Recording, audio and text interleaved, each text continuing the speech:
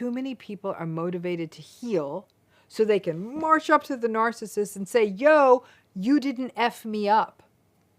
There's no point. They aren't listening. They don't care. And that was the issue all along. If they cared about that, then probably originally it wouldn't have been narcissistic abuse.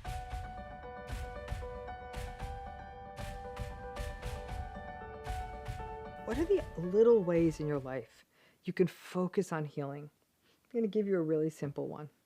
Simply experiencing joy is literally a form of resistance, defiance against the narcissist, and in and of itself is healing. So let's take that on. So healing is such a tough game in narcissistic abuse. Again, that's why we even have this program.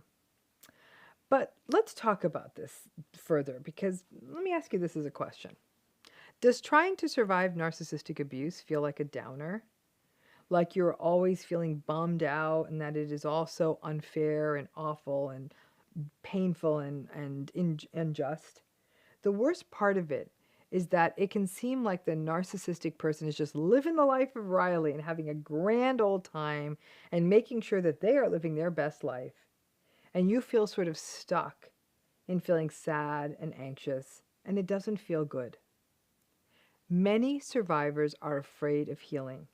In a strange way, that healing for them can mean that if I heal or I'm feeling better, then maybe it wasn't as bad as I thought, or that other people might minimize what you went through. Like, well, it couldn't have been that bad. It looks like you're doing well. That people could say something like that to you.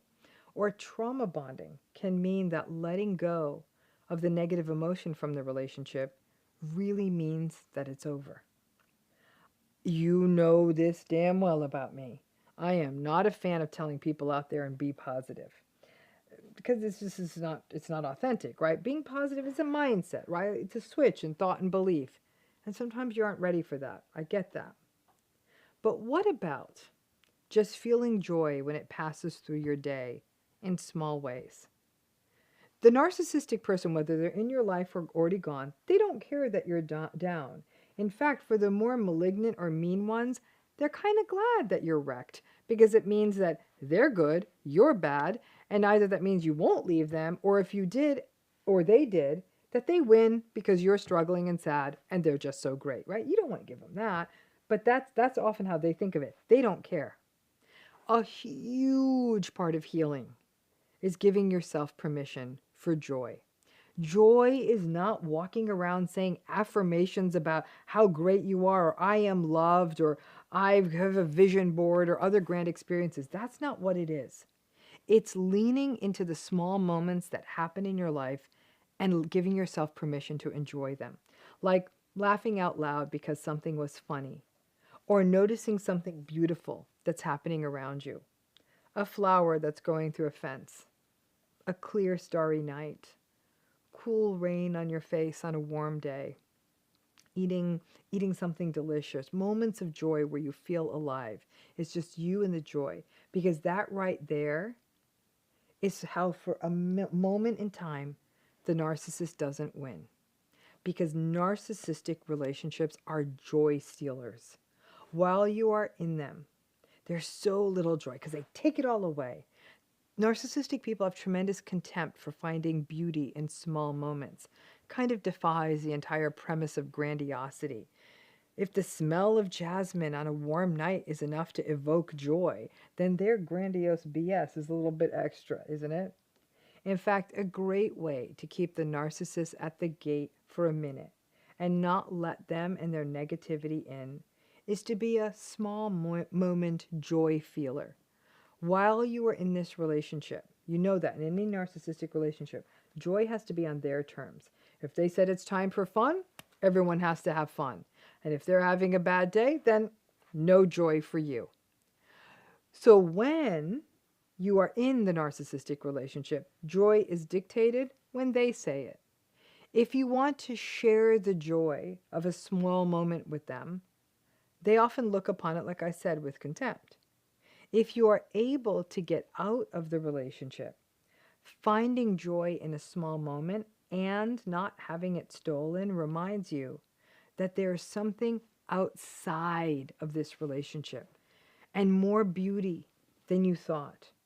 If you are stuck in the relationship or have ongoing contact with the narcissist and something joyful passes your eyes while you're in it, then you can enjoy it without sharing it and having that really beautiful moment in yourself, smiling to yourself, but keeping it private.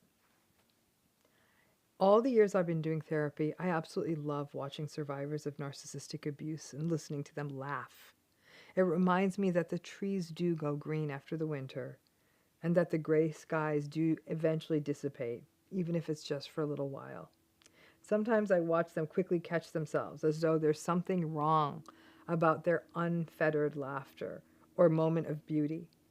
And my job as a shrink is to pull them back into that joyful moment and remind them to really feel it. Experiencing joy is an act of defiance if you are experiencing narcissistic abuse. It was taken away for so long that I can only liken it to letting in the light after you have been sleeping in the dark. You sort of squint for a minute. Survivors often stopped giving themselves permission for joy, as though staying in misery makes the pieces of the relationship fit, right? That damned cognitive dissonance again. How can you have joy when everything's so miserable? Joy is again an act of defiance, telling misery to go to hell and letting yourself feel that joyful moment. There is a point to this, because the more of it you do, the more joy feeling you allow yourself to do, the more permission you give to yourself to keep doing it. You become more practiced at seeking it out and reveling in it when you find it. It's a little bit like that Pokemon Go game where people look for the little animated things, but this is far better. You find it because it'll happen, and you let yourself enjoy it. It's like your soul waking up after a long sleep. It still feels good and not the heaviness of the constant rumination of the narcissistic relationship. Actually, paying attention to joy is almost like catching butterflies. It doesn't come easy. It's practiced. And it's a healing tool that you can use in your daily life. If we are all walking around like deer in the headlights and committed to our rumination and sadness and anger and self-blame, they win. And I am so damned sick and tired of the narcissist winning. They don't have empathy or compassion, so they don't get bogged down in other people's pain like we do. But we can slowly take our lives back by letting ourselves find that joy and goodness that is around us. And this is also something that post-pandemic we can also do too. I am still getting used to being in places and out in the world and driving around parts of my city that I haven't seen in a few years. Wonderment, joy, goodness, and those yummy moments that are out there, find them, be in them, let them envelop you. And in time, those stolen moments of joy will become a life again. We just need to stop letting the narcissistic people block the sun so we can start feeling its warmth again. Consider keeping a joy journal so you can jot those stolen moments down. The more of them you notice, the more of them that you have. I have to tell you that when I spend time, my personal time, with survivors of narcissistic abuse, I'm very much compelled to say, how can we really find the joy? Do we take the long drive home by the ocean or through the mountains? Do we stop and do I point and say, look at the hummingbird or look at the butterfly? I have to say, in doing this work, because this is really, really heavy work, I am much, much more aware of it. And I will sometimes, I'm just constantly hunched like this over a computer and writing and thinking and reading and all this other stuff.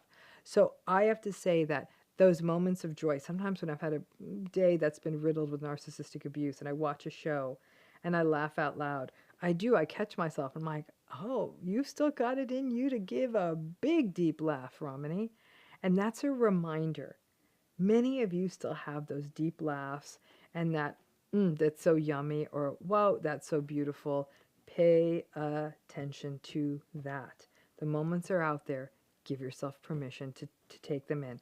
A lot of what makes healing so difficult in these narcissistic relationships, any kind of painful relationships, but narcissistic relationships kind of uniquely get stuck in our head, is the memories and the echoes of those relationships. And it doesn't matter what kind of relationship it is. It could be romantic, it could be family, even workplace. But it's those echoes that come back at us. And what that means, and what many survivors have even shared with me, is they say, I feel like I've lost parts of my life. I don't get to go to restaurants I once wanted to. There's entire national parks I won't go to, or destinations I won't go to, and movies I won't watch, and food I won't eat. Those kinds of visceral experiences, taste and smell and sight, sound, actually hold so much meaning. Think of how evocative music is. So this is this one is about music. And years ago, when I had been in one of many narcissistic relationships I myself have been in, this person had given me some music. Listen to this music, listen to this music. And it was music I wasn't familiar with. And there were some songs on it. And because I was sort of so into this relationship, I kept listening to the music over and over again. And again, it was music I wasn't familiar with. After that relationship ended and I was very shattered, I couldn't listen to any of that music again. It's been a very long time. So the memory of a lot of that music faded. I cleaned it out of my, at the time it was actually even music I think you listen like a CD or tape or whatever it was. And then I had my iPhone and I have Apple Music, and I just set it to shuffle just a selection of music, not stuff that was on my device, but just shuffle away. I was on a bit of a long drive. And it was night and it was raining and it was in a place that I'm not fully familiar with. It wasn't where I live. The music played, and one of the songs from that old tape came on. And because it was night and raining, it was already an evocative time. And I was like, my sympathetic nervous system was like, hello, sweetheart, here I am. And I was like, what is happening? But that relationship's in my past. I wasn't feeling the sense of sadness, missing, nothing like that. I was like, wow. And I listened to the song because it's a beautiful song. And I listened to it, and I was really fascinated to sort of listen to my body, pay attention to my body. But for the first time in years, and I finally then listened to the words again.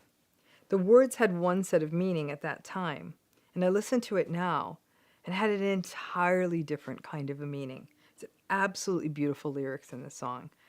And I thought, how interesting and how sad that for so many years, this song was out of my life. Because I thought, this is a beautiful song. It actually relates a lot to the kind of work I do now, really focusing on narcissistic abuse. And I thought, gosh, how many things we lose. It was powerful for me because then I had to stop and get some gas. And on that stop, I actually took that song, I found it on Apple, and I downloaded it to my phone. And it was an interesting moment for me because in essence what it was doing was saying I could reintegrate this thing that I had to keep away to feel safe, right? That song was too evocative, but I was ready to receive it back. It wasn't just the beauty of the song at that moment. I was really moved by how my psyche, anyone's psyche, shifts a little bit to let some things back in. We can go back to those places, hear the songs, watch the films, eat the foods, let the memories back in. Be with the beauty that may very well have occurred at the same time we were in that relationship. Had to put down for a while to heal. But even like a broken bone heals, and one day we can start running on it again or lifting with it again, the psyche is no different. One day it's strong enough to let this old stuff back. Such a pretty song. And then since then, I've put it like on this little favorites list, and I love to listen to music when I'm in the car. It's my favorite place to do it. And it comes up. And when it does, definitely there's a bit of melancholy because it meant something at one time, and that thing I obviously got narcissistically abused away. And now it gets to mean something else. And that's what healing is. Healing is about flexibility. It's about putting things down and taking them back in and letting them become something else. So as any of you think about healing from narcissistic abuse, it can also be helpful to think like if something's passed, if it's been a long time and you might feel ready, you might say, What were some of the songs that I associated with that time, or any other things, a film, a place, whatever? Do you feel ready to face it? Mine struck me by total surprise. Like I said, it was a random shuffle because that song was completely out of my memory. So that just was almost given to me by the universe, and it ended up becoming a really big sort of lesson about healing. And those things may come up as a surprise, but they also may be something you can go back and see if you're ready to bring those things in.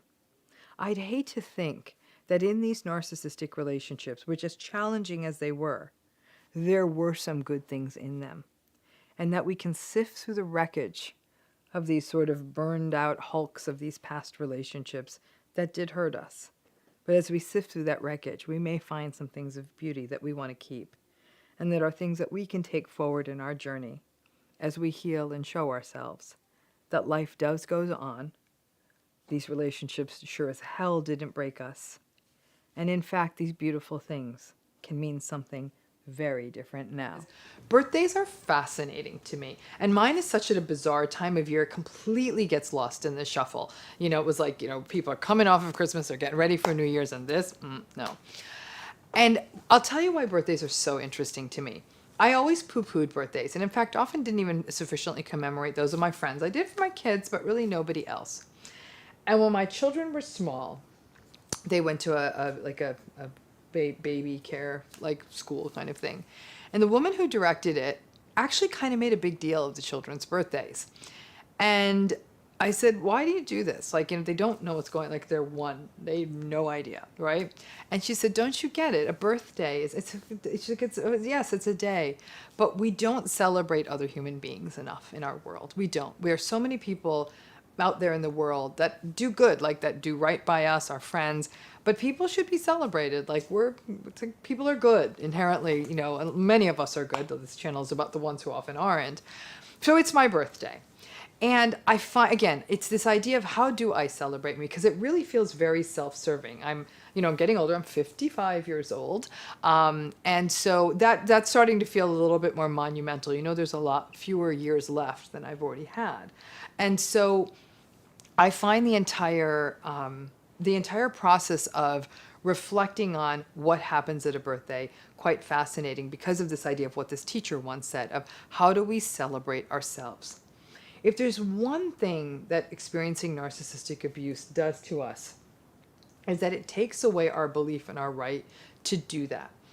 Many people would get the message that if a person was, like, especially if they're in a narcissistic family system, relationship, you name it, and they try to do something like celebrate themselves on a birthday, the narcissistic individual would be one of the first to say, well, that's mighty precious of you to be celebrating yourself, or aren't you a little bit too old for this, or whatever it may be. But it would cheapen the day.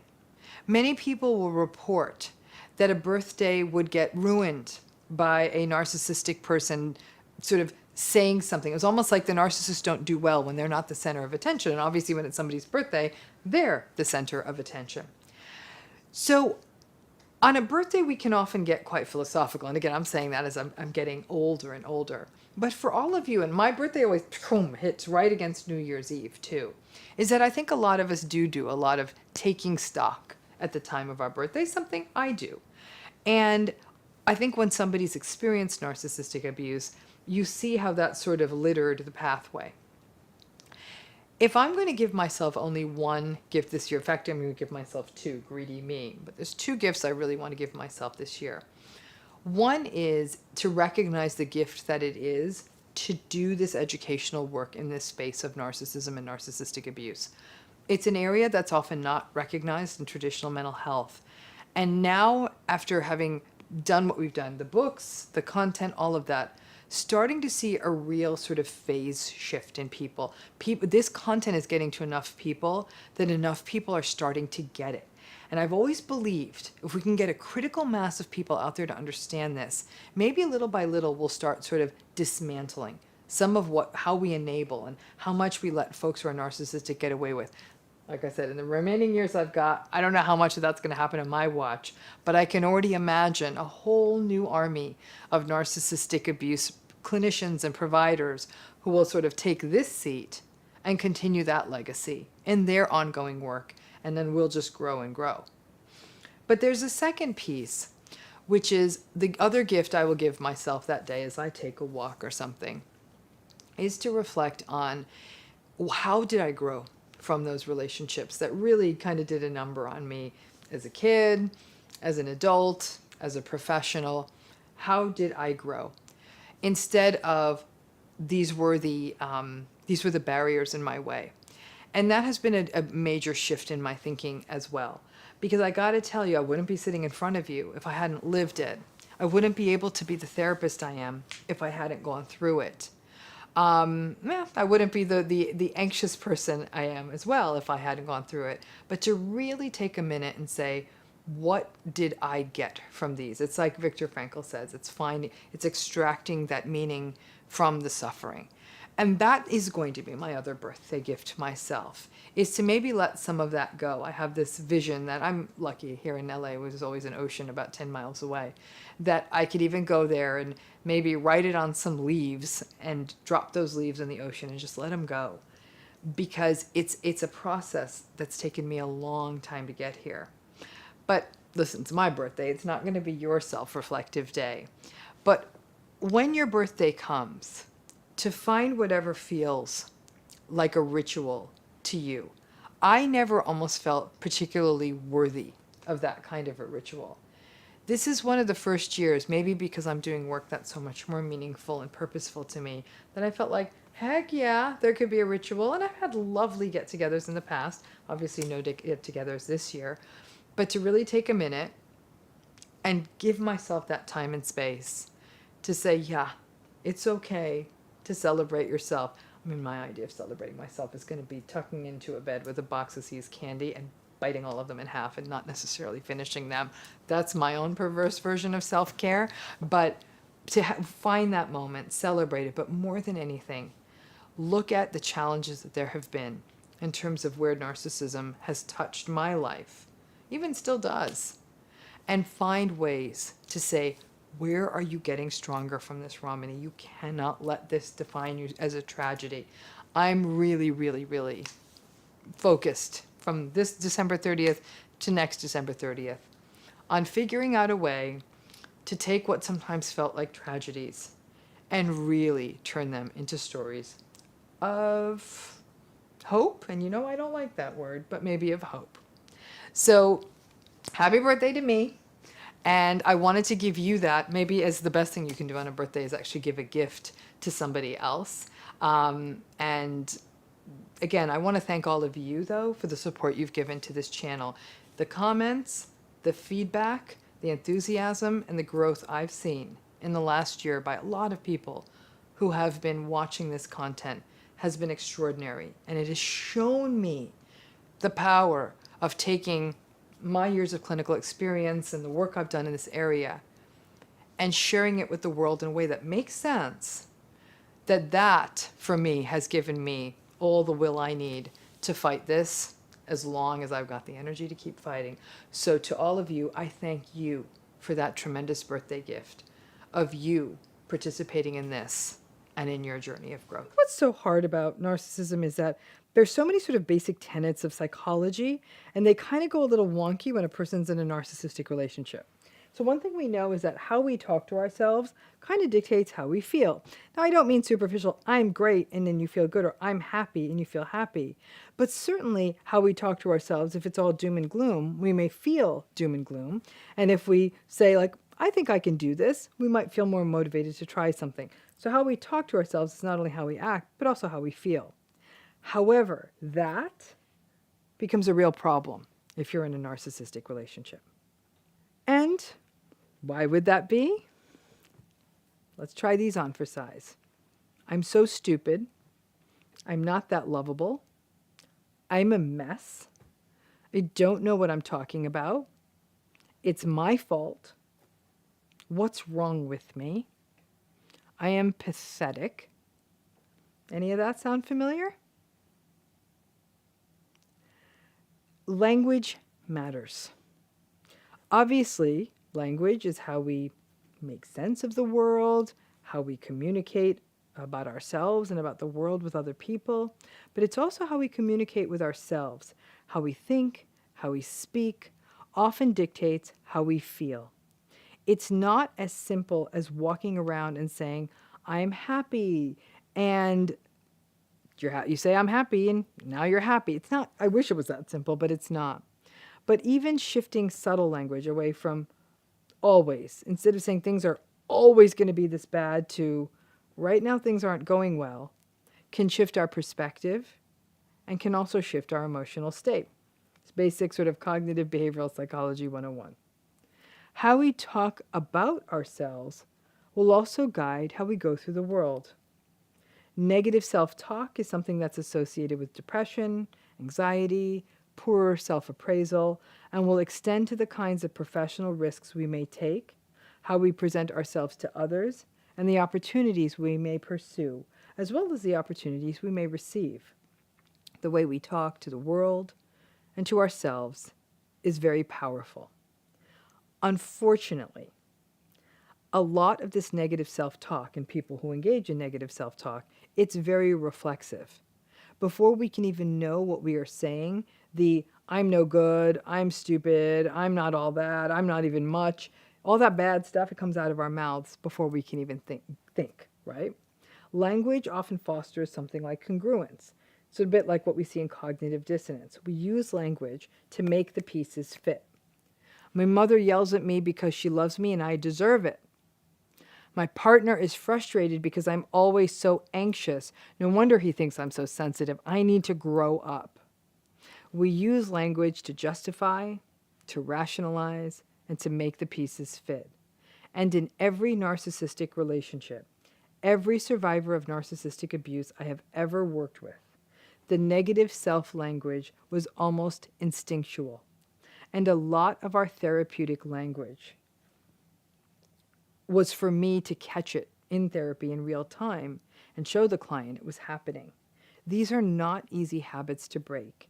And each time we talk badly about ourselves, we wound ourselves.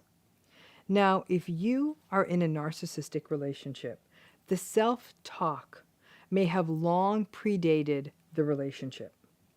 If you grow up with a narcissistic parent, negative self-talk is almost something you're acculturated to do, and sadly, it can sometimes even be a survival tactic to put yourself down. For a child, you may be merely echoing what a parent says to you or how a parent treats you. You may also be falling on your own sword to get ahead of their verbal devaluation, and obviously you may have internalized their chronic invalidation, dismissiveness, and lack of recognition of you. Somebody tells you you're no good long enough. It's how you talk about yourself. That negative self-talk, a byproduct, certainly it could be a byproduct of having a narcissistic parent, that can definitely follow you into adulthood. Putting yourself down, self-deprecation, making jokes at your own expense, all of this is often an echo and a legacy of having a narcissistic parent. Unfortunately, it also means we go into adulthood selling ourselves short, not taking the chances, not putting ourselves out there, and unintentionally giving permission to others to treat us this way. It's not like we're rolling up and doing that, but unfortunately it can almost set things up that way. Now, even if you didn't grow up with a narcissistic parent, simply even being in a narcissistic relationship in adulthood can have a similar effect. Being gaslighted can leave a person chronically questioning themselves and with time starting to believe that they are literally almost impaired. It can come out in how you talk to yourself in the relationship and how you talk to and about yourself, I should say talk about yourself with other people. Unfortunately, over time, if you tell yourself something enough, you start to believe it. And sadly, when people go to therapy, people who have been experiencing narcissistic abuse, they may find that the therapist may jump on that negative self-talk and negative beliefs about the self and try to target those within the person. But unless that therapist understands that the negative self-talk is being mirrored back in the relationship in a sad way, almost makes it work, then you can discuss how to address those words and thoughts until the cows come home. But until it is recognized how much of this negative self-talk is part and parcel of being in a narcissistic relationship and not just internal to of the person, it's like cleaning up a room just to have someone come in and immediately mess it up. You got to understand that the negative self-talk is being maintained because it's often being mirrored by the person you're most close to in your relationship. Now, narcissistic relationships work when we are small and the narcissistic person gets to be big. And a quick way to being small is to talk about ourselves as though we are less than, as though we're incompetent, foolish, fearful, all of those things. Some folks have even said that the negative self-talk was, like I said, a way of getting ahead of the narcissist. Insult ourselves because before they can insult us. But all of this negative self-talk, self-deprecation, whether we've been doing it since childhood or if we started doing it during an adult narcissistic relationship, it isn't just a benign activity. It shapes our sense of self. It shapes what we believe we deserve. This isn't as simple as sad person, sad talk. Too often, it's the downstream effect of being gaslighted, chronically devalued, minimized, internalizing a sense of being not enough, and being made to feel small. I don't think most survivors of narcissistic abuse are going to walk around saying, I am more than enough, I am smart, I am delightful. But I would settle for folks just stopping doing it at all. That right there is a start and a key piece of healing.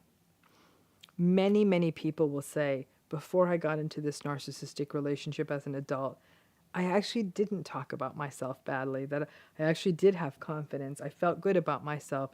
I was very clear on what I knew and what I didn't know, but I felt confident. I would talk about myself that way. So even if you came from a happy home, happy childhood, had confidence, entering into a narcissistic relationship can completely turn and distort how you talk about yourself. And that can put many people on a downward trajectory. Addressing that self-talk is one of the central core tasks. So you are watching this channel because you are trying to understand or get past a narcissistic relationship. At least I'm assuming that, right? One or the other, maybe both. You may be trying to heal from a broken heart from a narcissistic relationship, or from the limiting beliefs you held from a narcissistic childhood, or the exhaustion of a toxic work relationship, right? So a big part of this means evicting them. Evicting them? Yes, evicting them. Think of the narcissist, their words, their scorn, their contempt, their gaslighting, living in your mind like a squatter, living in your soul. They never paid rent, and we let them sit there, afraid to kick them out, afraid of their rage and the shame that they will induce in us if we evict them. How dare you ask me to leave? I am your mother. Or, do you really think you can run this place without me around? Do you know what their contemptuous voice sounds like, right? The fight to get them out of there may feel like too much. So even though we go no contact, low contact, gray rock, yellow rock, this rock, disengage, whatever, you know the drill. They're still there. Their voices mixed in with our voices. Sometimes they're even just whispers, but we can hear them. How could you be so stupid? Or, you really think you can pull that off? Or you think, maybe I'm not ready. Or you hear their voice saying, who do you think you are? You have fully internalized the shame that they offloaded onto you a long time ago. And it sucks. They don't even have to be around anymore. You are judging yourself as they judged you. It's kind of like now we're doing their dirty work for them, right? So you watch this channel, right? You do your healing. And again, a shout out to the folks in my healing program who I really can see are doing the hard work on the healing and walking through this pain. So good on you. But you do the prompts. You come to my workshops. You go to the therapy. You read the books. You get the growth. You may even give yourself permission for your aspirations. And here is where you must be careful. It's a mistake I've made for years in my own healing. And it stopped being a mistake once I did one thing. I stopped making my healing and growth about them. Now, you might be wondering, what does she mean by this? How many of you thought, damn it, I am going to show them. I am going to start this business. I am finally going to finish my degree. I'm going to get that promotion. Or, yes, I can do it. I'm going to become a parent. I'm going to lose the weight. I'm going to get the divorce. I'm going to fall in love. I'm going to buy a new house, a new car, whatever it is, right? I will show them. I will show them that I can do it. I will show them that I won't be a terrible parent like them. I will show them that I am worthy of a true love story and that I can make it. And one day I'm going to drive by them in my new car and slow down with a hot new person on my side. Whatever your revenge fantasy looks like, right? I'll give it to you. Have your fantasy for a minute. I get it. I've had plenty, right? Have it. It's a good catalyst to get you off your ass. But at some point, the earlier the better, stop making it about them. Learn to have the aspiration without bringing them into it. It needs to no longer become like, I'm going to show my father that I can run my own business and don't have to work some stupid, soulless corporate job for someone else. I'm going to prove to him that I could kill it as an entrepreneur. Instead, where I want you to get is, I want to be an entrepreneur. I'm going to run my own business. Because as long as they're baked into your aspiration, it's still their story. You may even run the risk of losing sight of whether this thing you are so wanting to do is actually what you want. Their shame is still right there at the doorway taunting you. Do you really think you can do this? Your aspiration has to be yours and not a reaction to them. Here's the issue. Remember how they didn't notice you while you were in the relationship? They aren't going to notice if you succeed either. They just don't notice anything unless it has something to do with them. Because that's the fantasy, right? That they will notice you. That they will see you as someone outside of them, differentiated with your own identity, your own needs, your own wants and hopes and aspirations. And they'll support them and say, wow, look at you. What an accomplishment. You started your own business. You're so great and you're so cool and interesting. I never realized how amazing you are. Folks, I can promise you that is never going to happen. If you really become successful, it actually may even be an ego injury to them, so they will either reject you or insult you or try to break you down so they can bring you back into their control. I remember once a narcissistic relationship I was in once upon a time. I truly believed that if I killed it, if I made lots of money, or I was able to be really pretty and could be really thin and got lots of notoriety, that this person would love me. Without that, and I didn't have any of those things, this person was pretty disinterested. So I would be like a little puppy, bringing my little accomplishments, big and small, up to them, saying, oh, guess what? Someone said they might be interested in something I'm doing somewhere down the line, or someone at work said what I did was great. Like this, right? Anything to win them over. So I pushed myself to make it, and I pretty damn near developed an eating disorder trying to get to thin. It didn't work out. The person never noticed me, and frankly, as long as the goals were framed as, when I make it, they will see me or I'll show them, I wasn't healing. I was just still trying to deliver narcissistic supply. It wasn't my authentic pursuit, right? It seemed like it, but it wasn't. No accomplishment for me would ever have gotten this person's notice. I could have sat on their front lawn and done a fireworks show and they wouldn't have noticed.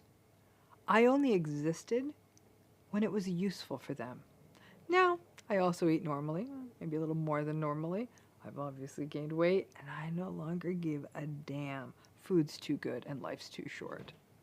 Now, healing means you exist outside of that relationship.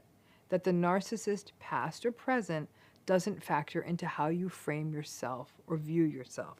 Sure, you absolutely recognize that the relationship affected you. It did. But healing means moving beyond that. It's breaking out of the cycle of life as a revenge fantasy or a proving fantasy, because then you are still interlocked into that system of trying to be seen by the narcissistic person who is never going to see you. This may be the most difficult part of the process. Too many people are motivated to heal so they can march up to the narcissist and say, yo, you didn't F me up. There's no point. They aren't listening. They don't care. And that was the issue all along. If they cared about that, then probably originally it wouldn't have been narcissistic abuse. I'll give you an example. This is the story. This is not the story, for example, of an addict who might have had a loving parents, who finally does the work, commits to sobriety, gets steady work, gets into healthy relationship, stays sober, comes back to the parent and says, I'm sober, thank you. That original relationship that that child had with their parent was embedded in empathy. There's something to go back to then. Now that right there, that's not the narcissistic relationship. You were, as I said in a prior video, you were the storage unit for their shame, which kept you in a subjugated space, forever controlled by them. You were the closet where they stored their dirty stuff, so they could pretentiously prance about, so self-righteous and above everyone, and judging everyone and thinking they were all that. Well, because they put their shame on everyone else, right? And we were often children when the role of shame storage was foisted on us. This is a painful journey, and there is no way to avoid the pain part of it. You will see it. You will get it. You will grieve it. Then you'll see it more clearly, and you will accept it more. And then, most importantly, is you will accept you. Then the languaging around your aspirations shifts, and it becomes, I'm going to go back to school. I've always been interested in urban planning. I'm starting that business. I'm curious to see if the initial success in selling my pies can be scaled up. I'm going to start exercising to get some energy. I met someone, he, she, they're kind to me. Let's see what happens. You see the difference? It's no longer about the narcissist, it's about you.